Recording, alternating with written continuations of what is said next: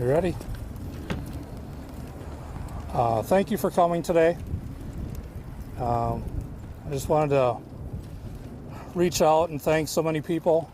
We really appreciate the outpouring of support from our community, whether in or outside of St. Croix County, for the loss of Katie Leising. She was a wonderful deputy. Her smile says it all. You can see in that photo. She was, I don't think anybody told her to smile for that photo. That was Katie, and that's how she did her job. We are going to miss her. On Saturday night when I got the call, it was the worst call any law enforcement professional or a family member wants to get, and that's officer down. Since that time, it has been a whirlwind of emotions, a struggle trying to get through, trying to keep everyone together. Our office, our deputies, our law enforcement community is hurting again in this region. And as I said, when I got that call Saturday, Katie was out there doing the job that officers do every day. She gets a call to a possible drunk driver in a ditch, and she goes out there, two reasons: to assist if needed, and to ensure that somebody getting on the roadway is safe to do so. And as she makes contact with the driver for the next 8 minutes, they have a dialogue. Seemingly a traffic stop that will go as, or a traffic assist, motorist assist that will go as many do. And then, for reasons that we'll probably never know, this morally bankrupt and ethically challenged criminal decides to turn and murder Katie. That stunned us, our community, and our law enforcement profession. And as I said, for the next however many days now, we've been reeling, but our support from the community has been great. Our support from our law enforcement community has been amazing. My surrounding sheriffs, all the chiefs within the community, in the county, across the river, Washington County. When we went to pick up Katie in Ramsey County, St. Paul, what a fabulous city you guys have. A lot of good honorable men and women. Minnesota State Patrol that got us back. And as I saw all those people on the highways and on the bridges honoring us and honoring Katie,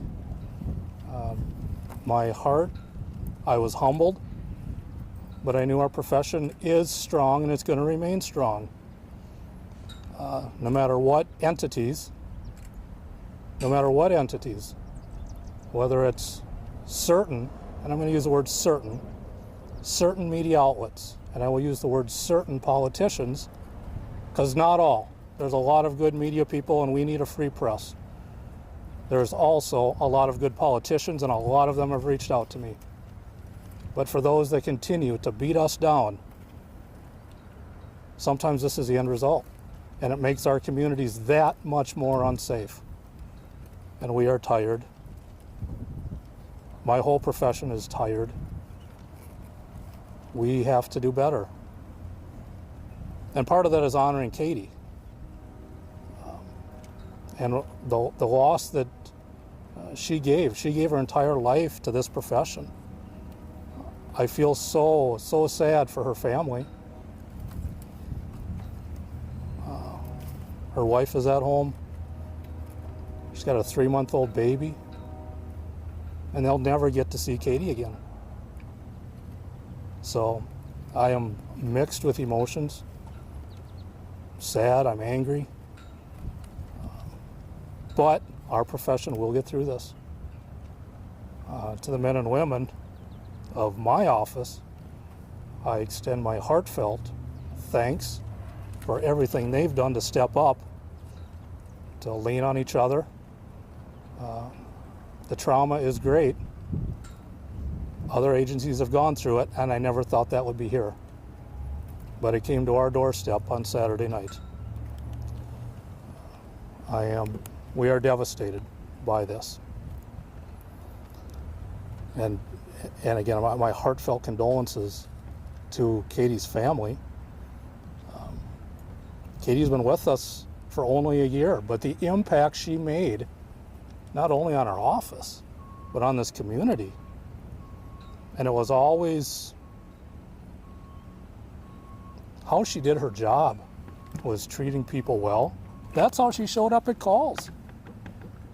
And she treated people with dignity and respect. She made my job easy. So we thank her for that sacrifice, but how she did her job every day.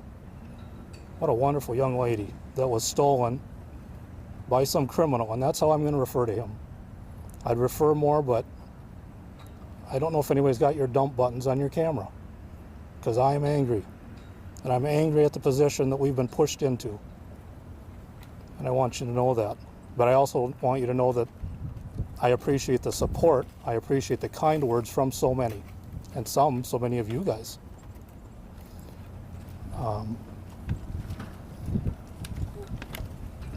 So we've set up also a donation area for Katie and to help her out. And I should say, I know I mentioned she was here a year. She was also at the Pennington County, South Dakota Sheriff's Office for 2 years. And I can't forget them either. Our thoughts go out to them. I spoke with Sheriff Mueller out there, and they are as devastated as us.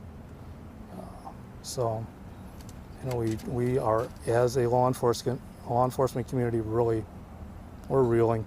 Like I said, our area is tired from the murders of Emily Breidenbach, Hunter Sheely up in Barron, and Josh Olin in Pope County. Our community is we are hit hard. So as I was beginning to say, we want to, and so many people want to give. So we've set up for donations to go to any Wisconsin credit union. Donations can go directly to any of those places. Checks, in those checks made out the benefit of Deputy Leising, and that's Leising. And we'll take them there at the sheriff's office as well, and we'll make sure we get those to Courtney and her family. So, Sheriff? Thank you. I have the funeral arrangements that we've just got in place today. Also, in lieu of flowers at the funeral, the family would like donations made out to the National Law Enforcement Memorial. So in lieu of flowers, please donate to the National Law Enforcement Memorial instead of flowers at the family's request. The funeral will take place on Friday, this Friday. Public visitation will be at the Hudson High School, starting at 9 a.m. until 12 p.m. Funeral with law enforcement honors will be directly following the service in the parking lot. A law enforcement procession will take place, and that route and details will come out later this week. We want to thank the Hudson High School for their help with this funeral, because without them, we can't grant all the requests of the family. So the family, Scott and his team, really thank the Hudson High School for all the work they've done in a very short period of time to help us do with that. So the funeral will take place on Friday, again 9 a.m. till noon. That will be public visitation, and the funeral with law enforcement honors will be directly after the 12 o'clock visitation. So finally, we want to again reach out and say, please respect the family, the privacy of the family. The media has reached out to them. We ask that you stop that immediately. And also we ask for the privacy for Sheriff Knutson and his deputies. Now, Sheriff Knudsen will take some brief questions, not about the case. DCI is still handling the case. That case will be turned over to the St. Croix County District Attorney's Office when it's completed. Sheriff, can you tell us a little more about Deputy Leising? What drew her here? Was she from this area? I know you mentioned she was in South Dakota for a couple of years earlier. Yeah, she was originally from Wisconsin and then had gone out, got a job out there. And her wife is in the National Park Service. So that kind of brought them back here. So Katie came back as well and worked in the civilian group for a while and tried to get back in, and we were so glad to take her back. And did she leave behind children? The wife is and a 3-month-old boy. 3-month-old. Yeah. Sheriff, you mentioned that the Sheriff's Office is working through this. Can you kind of describe what that looks like? Is it conversations, counselors, or how are you and your deputies going through this? All of that, conversations, debriefings. And this impacts not just the law enforcement family, the dispatchers, that took those calls, the people that heard it on the radio, the EMTs and the fire departments that have shown up, reached out, ran into a traumatic situation with an armed assailant still on the run, trying to get Deputy Leising out of there. This has affected a lot of people. So my thanks go out to all of them as well. We partner very well with those within our community, all of our law enforcement and EMS and emergency services. We just work very well together, and this has touched every one of us. Debriefings, counselings, it's not such a stigma anymore. We have to have those conversations because that brings people together and leaning on each other. Suffering in silence, we have to get away from that. So. Sheriff, Jonah Kaplan from WCCO, we appreciate your candor and we hope that the deputy's memory is for a blessing. There's a practical matter, as you mentioned, about keeping to do your jobs. Are you having to call other departments, for people to step in to make sure, because people are not, are people still in a position well enough physically, emotionally, and are you getting support from others? Are you having to get others to maybe cover some shifts or things like that? I've gotten so much support from my fellow sheriffs, from Hudson, River Falls, and Richmond, and every town and village within the county. Right now, my guys aren't working on the street. Shifts have been covered for days. People want to help. Other agencies have come in. And again, I cannot thank them enough. We could not do this. What was done 20, 30 years ago when it was buck up and get back out there, that doesn't work. We need time to process and grieve. But it's also important to make sure that we are good to get back out there, because our citizens deserve that as well. You talked about also how just law enforcement, the whole community has just been beat up. This is now tragically the 4th officer to be killed this year in Wisconsin. This deputy, blessed memory, the 2 just a while from here, and then one in Milwaukee earlier this year. These were all young officers too. We've already had issues with recruiting. What does it look like moving forward in terms of boosting morale and trying to recruit the next generation of people who can protect us? There are a number of things. And you're right. We've lost.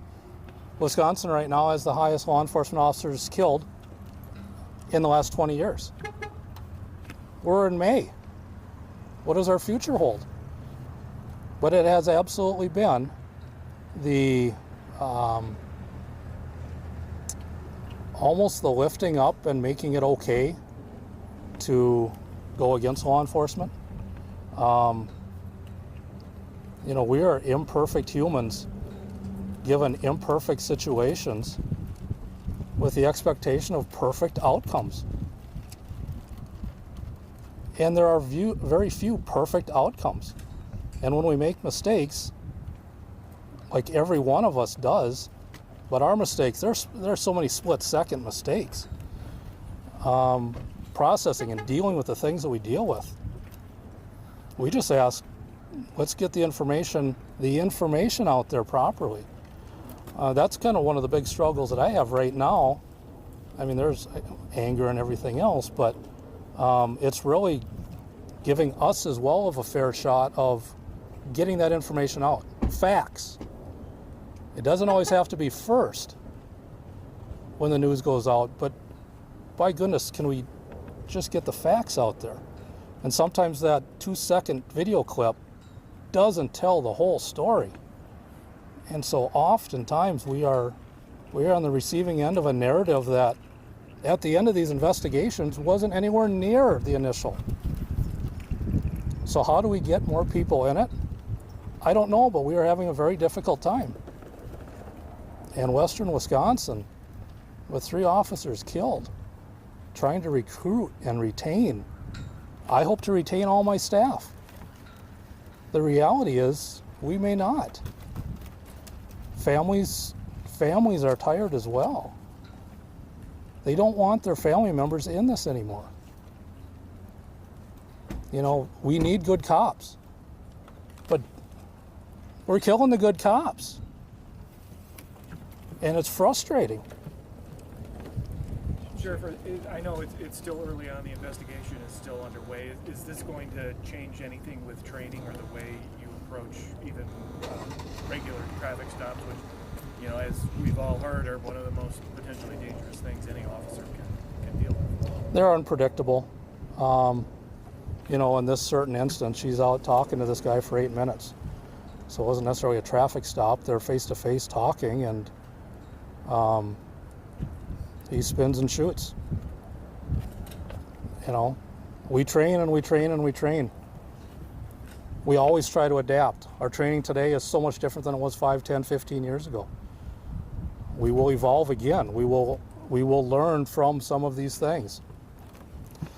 But sometimes the cards we're dealt, they aren't good cards, and we just have to react.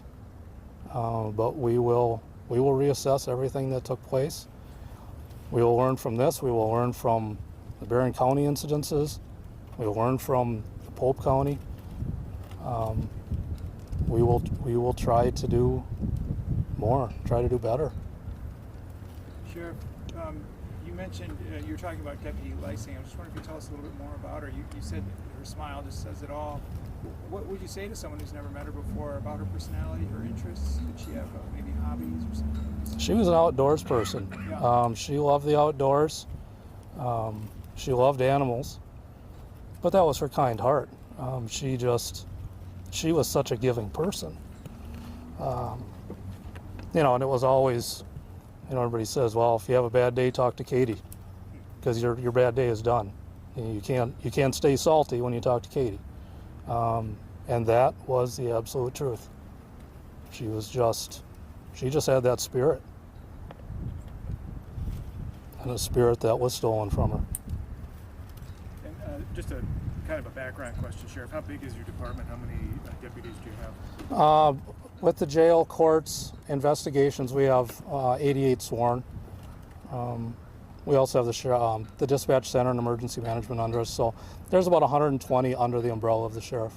Pretty tight-knit group, I imagine. It's a very tight-knit group, and again, the tight-knit group also extends out to our municipal and city partners. It's a wonderful community, and I'm very proud to be a part of that, and I'm proud to be part of this profession. And you mentioned that you've been talking this out. Does that include counselors being brought in, brief counselors? Yes, we've had debriefings. You know, again, debriefing something that was never really in the mix 25, 30 years ago when I started. It is now, and thank goodness it is.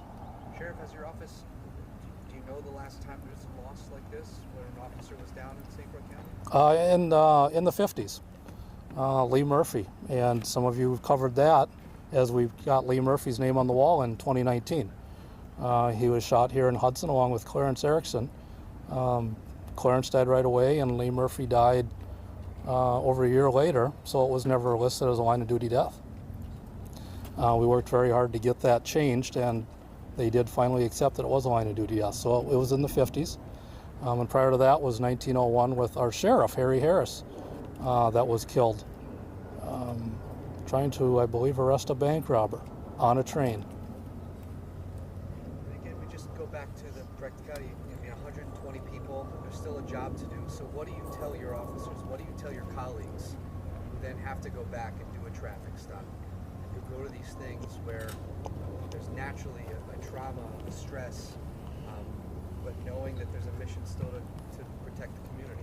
Well, you know, there is a mission, and just like that night, you know, here this guy shoots Katie, and the law enforcement nature kicks in, and our guys go after him. The heroic actions that night, you know, chasing a guy that just shot your partner and chasing him up, looking for him, trying to A, get the guy that just killed her, but B, to make sure he doesn't shoot anybody else. And that takes very special people. And we have a lot of special people that will get back in this. There are those long talks. There may be some retraining to just walk through things. You know, there will be a component of where this took place that will trigger trauma and memories that will probably be difficult for our deputies to even drive by. So there's a lot that will be going on. But he said, I am proud to be part of this profession. I'm proud of the men and women that have allowed me to work with them, and we will return. And we will serve the citizens as we always have. And we are part of that community. We need that support from the citizens. They need us. They know that they need us. We've seen what happens when they don't. We see what happens with crime that moves when law enforcement is pushed back into a corner. But citizens are now saying we want our cops. And conversely, we need good people. We need that support. We're getting it now. I am so pleased and proud of our community as well. Sheriff Knudsen, Renee Cooper with KSTP. Thank you for taking the time to talk to us and tell us about Deputy Leising. I know respectfully you can't talk about the investigation at all, but we have the suspect's name and age. Are you able to confirm the birth date to be January 14th or January 24th, 1989? I'm not sure, nor do I want to give any time to him. He doesn't deserve my time. Sure, we can have actually on staff for outreach and practice housing. You know, we work 12-hour shifts, so anywhere from 5, 6, 7 at a time. And total, just overall, how many? Overall, for patrol, we have 30 on patrol. And they've been covered by partner agencies? Absolutely. It has been absolutely humbling how many agencies have stepped up. Have they also stepped up in terms of the dispatchers and some of the other, you mentioned about the wide variety of roles. Those are some of the more challenging areas, you know, just because of the uniqueness of the equipment and the systems. But we've tried. Same with the jail. You know, the jail is another area too that you still have to have some folks in there with familiarity of all that working, with the doors and everything else. Do you have any idea how long that will last? Probably through this week. We hope to try to find that new normal. We'll never get back to normal, but what is the new normal? We hope to try to do that this weekend, And I assume but we will play it by ear. those are all other Wisconsin agencies that are Yes. helping out. It would have to be. Yeah, yeah. You know, and there's resources that we can tap into just across the border as well. I see Sheriff Starry's here as well, but we have such a wonderful partnership with them. You know, if we need any canines to come over or any other resources, he's always available. So, but yeah, definitely all Wisconsin for our patrol stuff. Can you say, was it just officers from like St. Croix or the local cities, municipalities that came, or were there any responders from across the border that day to help with the search? You know, and actually I'm glad you brought that up because Wisconsin State Patrol was some of the first on scene. And our thanks go out to them as well. Dunn County popped over. And while this piece of work was on the run, we had ERU teams, our SWAT teams,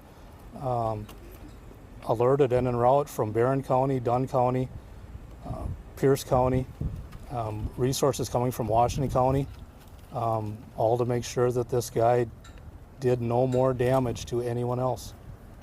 But lots of partners, and some of the first officers there were municipal officers, Woodville, Baldwin. So there was a lot of people there. You can't drive fast enough 30 miles across the state in a rain, or across the county in a rainstorm when one of your partners just gets shot. You just can't get there fast enough. Sheriff, where was Deputy Leising from originally? Somewhere, I believe she was originally in somewhere in Wisconsin. I don't know that for sure. Sheriff, you mentioned that name, but now more than ever for community support among the police departments across the state of Wisconsin. For those that are concerned citizens that want to show their support, what are some ways that we recommend that? It's just, we see it. I think there's some in Richmond putting up blue flags, the blue ribbons. This has been wonderful. We've been grabbing things off of here. This isn't just all that showed up. More has shown up. Coming back from Ramsey County on Sunday, bringing Katie home into Wisconsin with the overpasses lined, with showing that support. It was a hero's return home for her, and that was well deserved. But those things help. Those help us. Those help her family to know that there is a strong community, and that her passion and her love was not in vain, and that she was respected and loved. Sheriff Mueller over in South Dakota mentioned that there's going to be some staff coming to attend the funeral. Is that surprising to you at all? Not at all. I anticipate seeing people from across the country, but she was loved there as well, and I know that community is hurting also. He has told me that, and so that he's sending people is of no surprise, and we will show our appreciation and respect to that agency as well by involving them somewhere in this service. All right. Thank you. Thank you guys for Sheriff.